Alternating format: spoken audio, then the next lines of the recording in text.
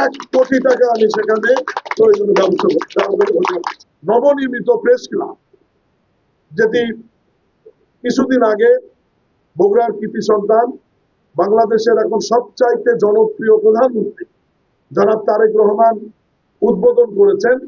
কিন্তু উদ্বোধন হলেও সেখানে সাংবাদিকদের বসার যোগ্য এখনো তৈরি হয়নি, এখনো পার হতে পারছেন না।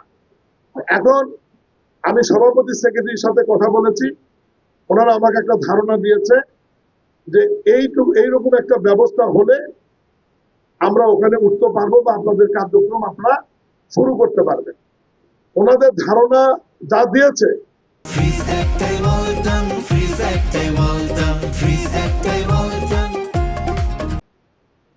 আমি সেই ধারণার মধ্যে ওনাদেরকে ছোট করবো না, আপনাদের উঠতে পারেন সেই ব্যবস্থার জন্য আমি বগুড়ার কৃতি সন্তান মাননীয় প্রধানমন্ত্রী জনাব তারেক রহমানের পক্ষ থেকে সামনের রাস্তা, ভিতরের ডেকোরেশন সহ এসি সহ আপনাদের উঠবার জন্য ওই প্রেস ক্লাবকে আগামী 1 মাসের জন্য রেডি করার জন্য যা করার প্রয়োজন মাননীয় প্রধানমন্ত্রী তারেক রহমানের পক্ষ থেকে 1 কোটি টাকা আমি সেখানে প্রয়োজনীয় ব্যবস্থা করছি। এবং এই 1 কোটি টাকা আপনাদের হাতে আমরা দেব না, এটি সিটি কর্পোরেশন বাস্তবায়ন করবে।